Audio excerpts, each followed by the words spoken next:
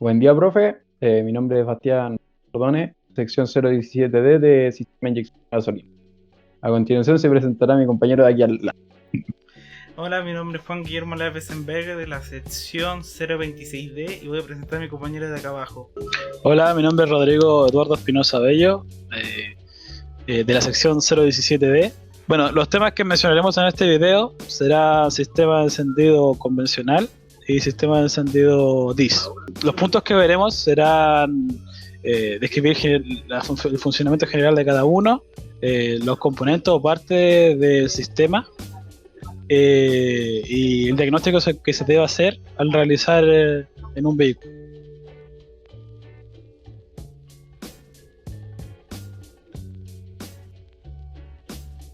Ahora vamos a ver qué es el sistema de encendido convencional. Pero antes de pasar a este sistema, tenemos que saber qué es un sistema de encendido de un vehículo.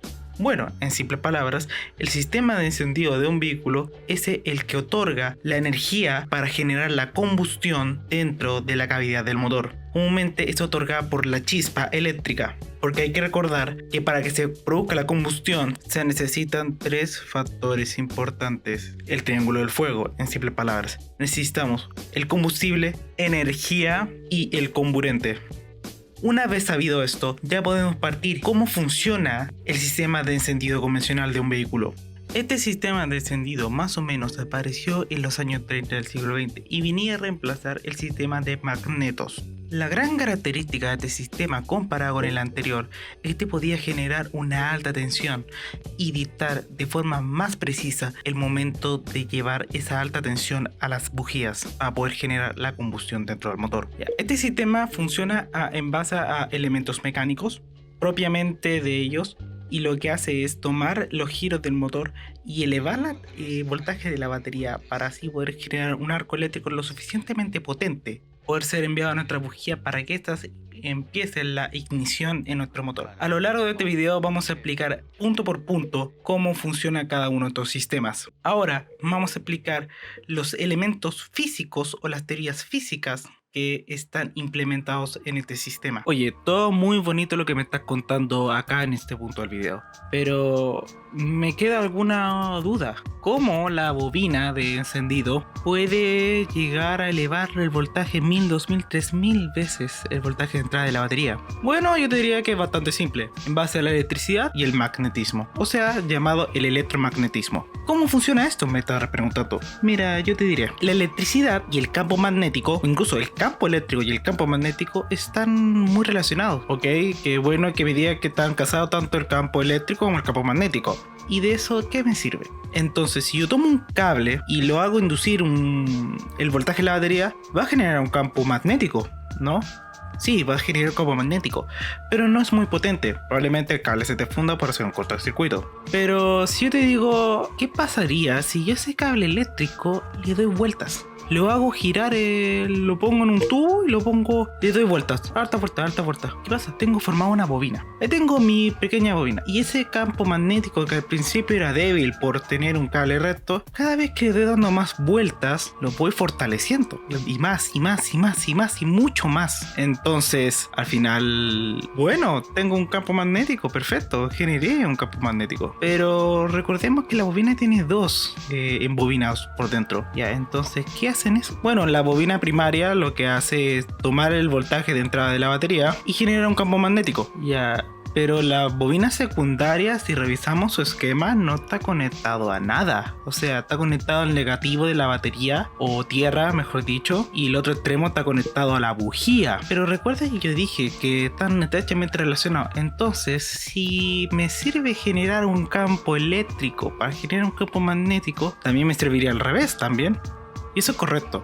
Si yo tomo un campo magnético y lo atravieso por otra bobina de una manera correcta, respetando el flujo magnético, esa bobina me va a generar un campo eléctrico. O sea, me está generando energía. Y como la bobina secundaria de la bobina de encendido es con un calibre más pequeño, pero con muchas más vueltas, va a captar mucho mejor. Y de esa forma va a poder elevar el voltaje de la batería. Bueno, ahora todo muy bonito, pero tengo una pregunta. ¿Cómo saco energía de la batería? O sea, ¿Cómo puedo almacenar toda esa energía que tengo en la batería y no perderla al momento de dejar de dar corriente o sacar los burners de ella? Esta funciona en base a reacciones químicas reversibles. Básicamente la batería está hecha de placas de plomo con acero y también está hecha en base a un líquido de mezcla de agua helada con ácido sulfúrico. Lo que hace cuando la mezcla de agua y ácido sulfúrico entran en contacto con el plomo de las celdas, generan electricidad, generan electrolitos.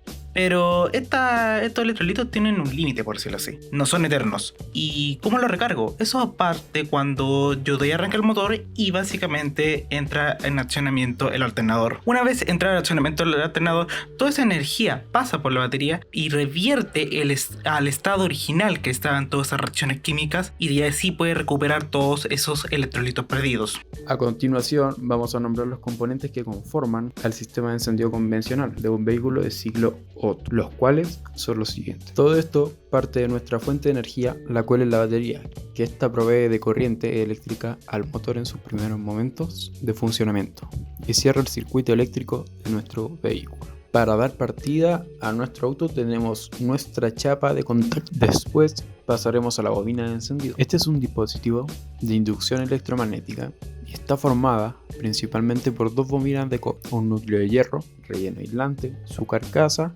conexiones a batería y una alta tensión con un muelle en su interior. El funcionamiento de este componente es el elevar el voltaje de entrada de la batería entre 12 a 14 voltios que tiene una batería, unas 1000 veces del voltaje de entrada, con el fin de lograr un arco eléctrico y otorgar la energía suficiente para generar la ignición. Una vez generado el alto voltaje, necesitamos enviar toda esta energía eléctrica hacia las bujías en momento preciso y cuando sea indicado. Para que nuestro motor funcione de manera óptima labor, la cumplirá el distribuidor de encendido, el cual está encargado de esta acción. En la carcasa del distribuidor de encendido se encuentra el sistema del mecanismo de avance centrífugo, el accionamiento del sistema de avance por vacío y el disparador de encendido. El condensador de encendido está encargado de entregar y acumular la energía de forma más rápida posible, y la cápsula de vacío se encuentra fijado exteriormente a la caja del distribuidor. El regulador de avance es el encargado de adelantar la ignición de un motor a combustión. En este sistema tiene dos variaciones, uno centrífugo y otro por vacío, y la diferencia entre estos dos es que el primero funciona en base al giro del eje del distribuidor y el otro funciona en la generación del vacío que produce el mismo motor, para así dar la regulación de avance. También se encuentran allí los anclajes para la fijación de la tapa del distribuidor y la conexión eléctrica. El eje del distribuidor tiene una ranura por encima de la leva del ruptor, que sirve para definir la posición del montaje del rotor del distribuidor. Este funciona a la mitad de las revoluciones que el cigüeñal. Ahora tenemos nuestro ruptor o platino, el que está encargado de cerrar el circuito y enviar la corriente a la bujía. El funcionamiento del ruptor de encendido tiene lugar mediante la leva del ruptor, que presenta tanto resaltes como cilindros en el motor. La leva del ruptor gira alrededor del eje del distribuidor de encendido y se regula en correspondencia con la regulación del ángulo de encendido. Es dependiente a su vez de la velocidad de giro determinado por el mecanismo de avance centrífugo. Tenemos los cables de bujía y estos están encargados de transportar el alto voltaje que viene del distribuidor hacia las bujías. Por último, tenemos las bujías, y es el encargado de iniciar la combustión en el motor, y en el caso de los motores de ciclo Otto, se la hacen mediante una chispa eléctrica, y esta acción la obtienen en base a un alto voltaje generado por la bobina de encendido, y se envía a este generando un arco eléctrico. Deben soportar altas temperaturas generadas por la combustión de nuestro motor, y por ese motivo se hacen de materiales de iridio o de platino, por sus propiedades de resistencias a altas temperaturas. Ahora vamos a nombrar los métodos y procedimientos para realizar un diagnóstico del sistema de encendido convencional. El primer procedimiento de diagnóstico que debemos realizar en el sistema es comprobar el voltaje de la batería, tanto como en el parado del vehículo como en el ralentín. También, otro proceso es comprobar el estado de los cables en la totalidad del sistema y si estos contienen continuidad en cada uno de sus extremos. Ahora vamos a comprobar el estado de la bobina de encendido. Primero, vamos a partir con la bobina primaria. Para realizar este diagnóstico, tenemos que utilizar el multímetro. Ponerlo en la sección de resistencias de 200 ohms y desconectar todos los cables de la bobina. Luego, colocaremos las puntas de los conectores en las terminales exteriores de la bobina, comúnmente en la carcasa de la misma. Salen las marcas positivo y negativo de esta. Una vez colocadas las puntas del tester o multímetro en los conectores, nos arrojará una señal la cual debe coincidir dentro de los parámetros requeridos por el fabricante, pero comúnmente son alrededor de 0,5 a 2 ohms. A continuación procederemos a realizar la medición de la bobina secundaria. Haremos el mismo procedimiento anteriormente mencionado, pero en este caso pondremos las puntas de nuestro tester o multímetro en el conector negativo y la salida de alta tensión.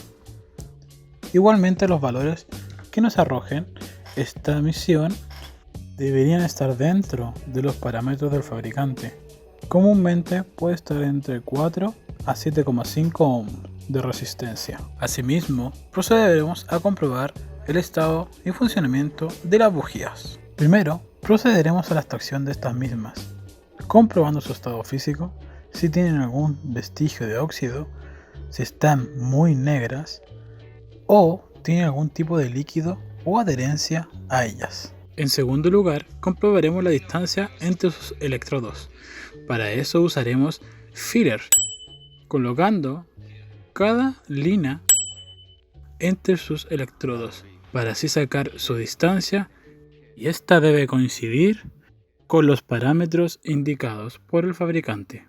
Para comprobar el estado de las bujías y el aspecto de la chispa, tendremos que colocar las bujías en un probador de esta misma, el cual simulará el voltaje inducido por la bobina y podremos apreciar la calidad de la chispa que nos otorgará esta bujía.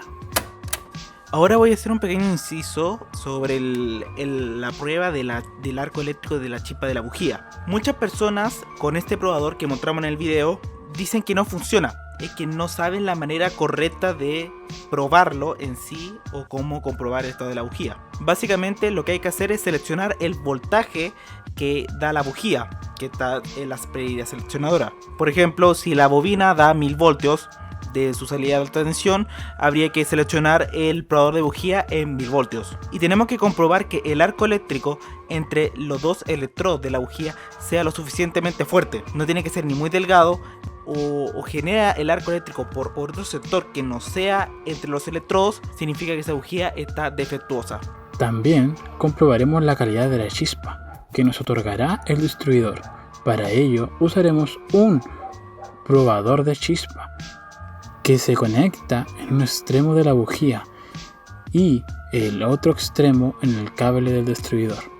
Este tendrá un LED que nos indicará si está llegando la electricidad correcta hacia nuestra bujía. Para ello tendremos que encender el motor y observar este LED.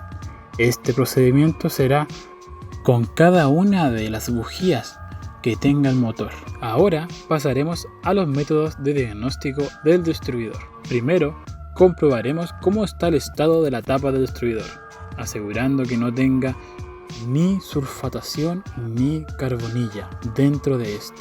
Verificaremos el estado del eje del distribuidor, que este no se encuentre ni oxidado ni sulfatado, ni mucho menos con juego libre ni desgaste. También hay que inspeccionar el estado del condensador y de los platinos, que estos igual no se encuentren sulfatados ni con carbonilla. También hay que controlar las levas de encendido, que se encargan de dictar los tiempos de encendido, para lo cual tenemos que observar que este no se encuentre oxidado o desgastado.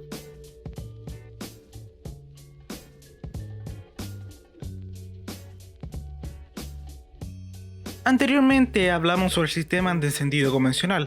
Ahora en esta parte del video vamos a ver una de sus evoluciones. Pasaremos específicamente al sistema de encendido DIS o Direct Ignition System en sus siglas en inglés. Sistema de ignición directa. Y tú te estarás preguntando, ¿y qué cambia en comparación al sistema antiguo que teníamos?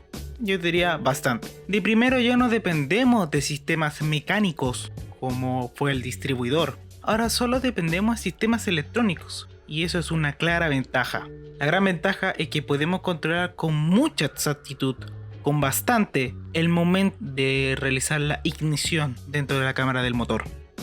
Este sistema tiene una gran peculiaridad que comúnmente se le llama sistema de chispa perdida, porque funciona en base al distribuidor bobina que tiene, que genera una chispa hacia las dos bujías que estén conectadas a la bobina secundaria al mismo tiempo. Todo este sistema es controlado, lógicamente, por nuestra querida confiable ECU. Para que la ECU funcione de manera idónea y mandar en el tiempo correcto la chispa a la bujía, necesita tomar de referencia en qué estado está el motor. Para ello se apoyará en los sensores CKP y CMP. Oye, todo muy bonito lo que me estás contando acá en este punto del video, pero me queda alguna duda. ¿Cómo la bobina de encendido puede llegar a elevar el voltaje 1000, 2000, 3000 veces el voltaje de entrada de la batería? Bueno, yo te diría que es bastante simple, en base a la electricidad y el magnetismo, o sea, llamado el electromagnetismo. ¿Cómo funciona esto? Me estás preguntando. Mira, yo te diré, la electricidad y el campo magnético, incluso el campo eléctrico y el campo magnético, están muy relacionados, ¿ok? Qué bueno que me diga que están casados tanto el campo eléctrico como el campo magnético. ¿Y de eso qué me sirve? Entonces, si yo tomo un cable y lo hago inducir el voltaje de la batería, va a generar un campo magnético, ¿no? Sí, va a generar un campo magnético, pero no es muy potente. Probablemente el cable se te funda por hacer un cortocircuito. Pero si yo te digo, ¿qué pasaría si yo ese cable eléctrico le doy vueltas? Lo hago girar, lo pongo en un tubo y le doy vueltas, alta vuelta, alta vuelta. ¿Qué pasa? Tengo formada una bobina. Ahí tengo mi pequeña bobina. Y ese campo magnético que al principio era débil por tener un cable recto, cada vez que le doy dando más vueltas, lo voy fortaleciendo. Y más, y más, y más, y más, y mucho más. Entonces, al final, bueno, tengo un campo magnético, perfecto. Generé un campo magnético. Pero recordemos que la bobina tiene dos embobinados por dentro. Ya, entonces, ¿qué hacen eso? Bueno, la bobina primaria lo que hace es tomar el voltaje de entrada de la batería y genera un campo magnético. Ya, pero la bobina secundaria, si revisamos su esquema, no está conectado a nada. O sea, está conectado al negativo de la batería, o tierra, mejor dicho, y el otro extremo está conectado a la bujía. Pero recuerda que yo dije que están estrechamente relacionados. Entonces, si me sirve generar un campo eléctrico para generar un campo magnético, también me serviría al revés también. Y eso es correcto. Si yo tomo un campo magnético y lo atravieso por otra bobina de una manera correcta, respetando el flujo magnético, esa bobina me va a generar un campo eléctrico. O sea, me está generando energía. Y como la bobina secundaria de la bobina de encendido es con un calibre más pequeño, pero con muchas más vueltas, va a captar mucho mejor. Y de esa forma va a poder elevar el voltaje de la batería. Bueno, ahora todo muy bonito, pero tengo una pregunta. ¿Cómo saco energía de la batería? O sea, ¿cómo puedo almacenar toda esa energía que tengo en la batería y no perderla al momento de dejar de dar corriente o sacar los burners de ella? Esta funciona en base a reacciones químicas reversibles. Básicamente, la batería está hecha de placas de plomo con acero y también está hecha en base a un líquido de mezcla de agua helada con ácido sulfúrico. Lo que hace cuando la mezcla de agua y ácido sulfúrico entran en contacto con el plomo de las celdas, generan electricidad, generan electrolitos.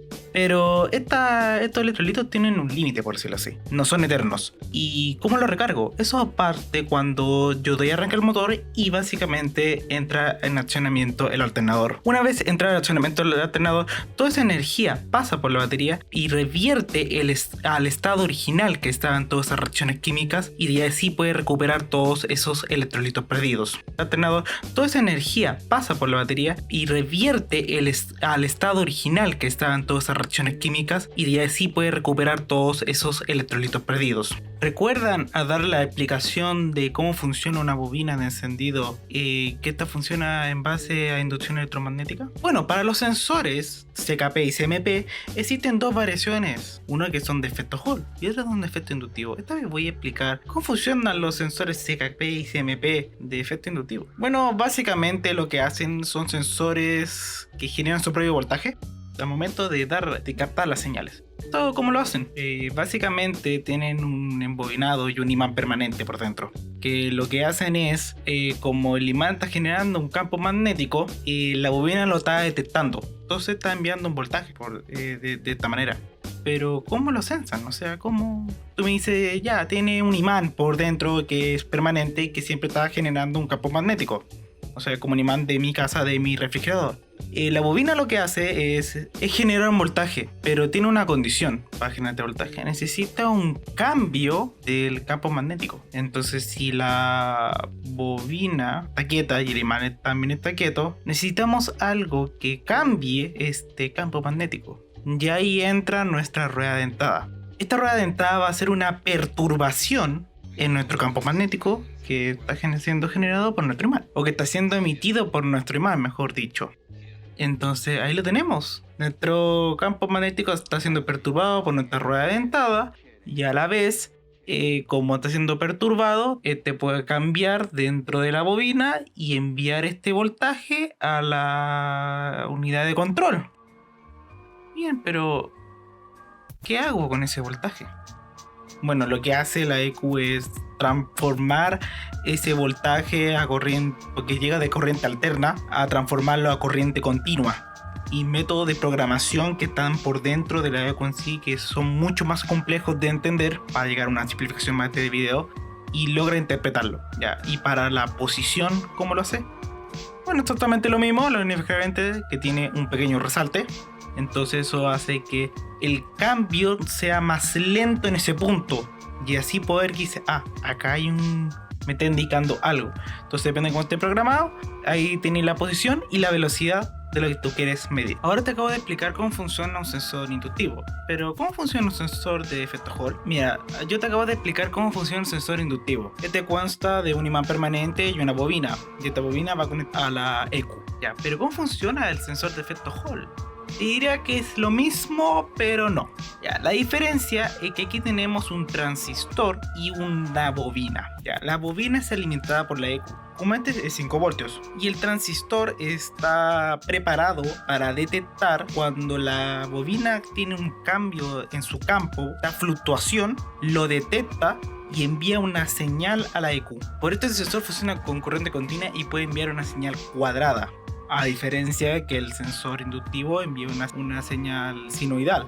Este sensor es mucho más preciso que el sensor inductivo, ya que uno trabaja con bajo voltaje, entonces las interferencias en su señal son mínimas o casi inexistentes, y también para medir posición es exactamente lo mismo que el inductivo. La rueda dentada tiene una muesca o le falta un diente, pero tiene alguna parte donde indica su posición, y este, al detectar que falta un campo o falta un diente, se ve un periodo más largo en la medición de este. Y en base así puede... A continuación vamos a nombrar los componentes que conforman el sistema de encendido DIS de un vehículo de ciclo Otto, los cuales son los siguientes. Todo esto parte de nuestra fuente de energía, la cual es la batería, que ésta provee de corriente eléctrica al motor en sus primeros momentos de funcionamiento y cierra el circuito eléctrico de nuestro vehículo. Para dar partida a nuestro auto tenemos nuestra chapa de contacto.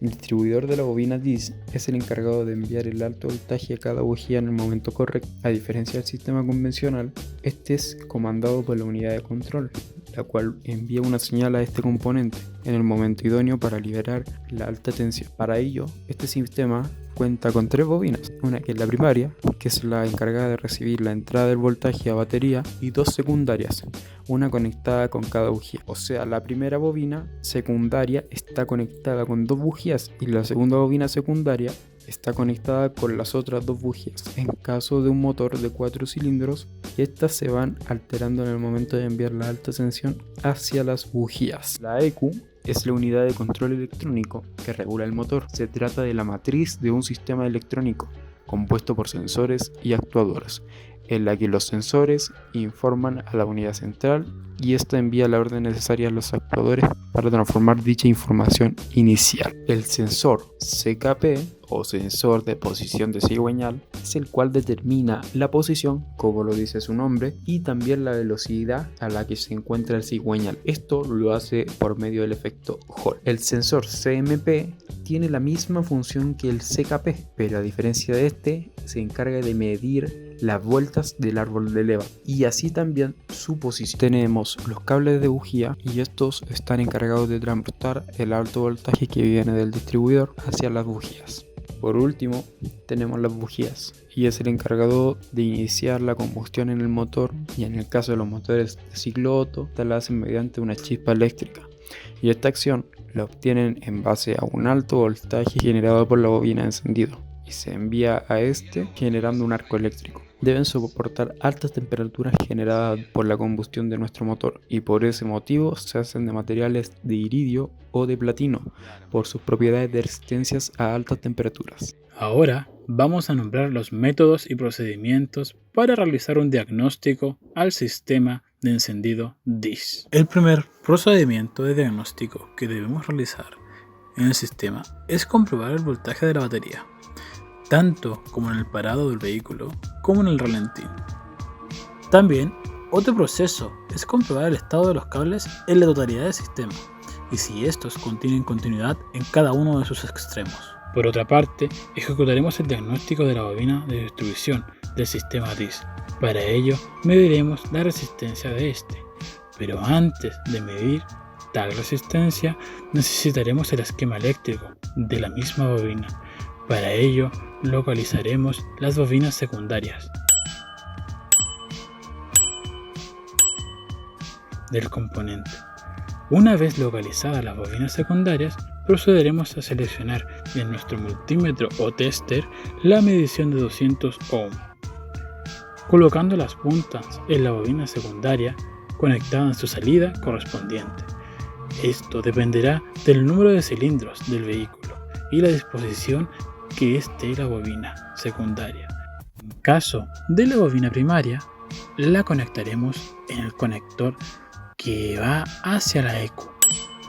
Igualmente, nos apoyaremos del esquema eléctrico para encontrar los conectores a la bobina primaria correspondientes, para así aclarar el que las medidas que nos den resistencia tanto de la bobina primaria como de la secundaria se tendrán que comprobar con los parámetros que indica el fabricante.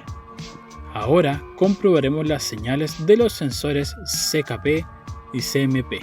Para ello tendremos que dar arranque al motor para ver si la computadora nos manda alguna lectura errónea de estos mismos y revisar los parámetros de estos sensores que se encuentran estipulados por el fabricante.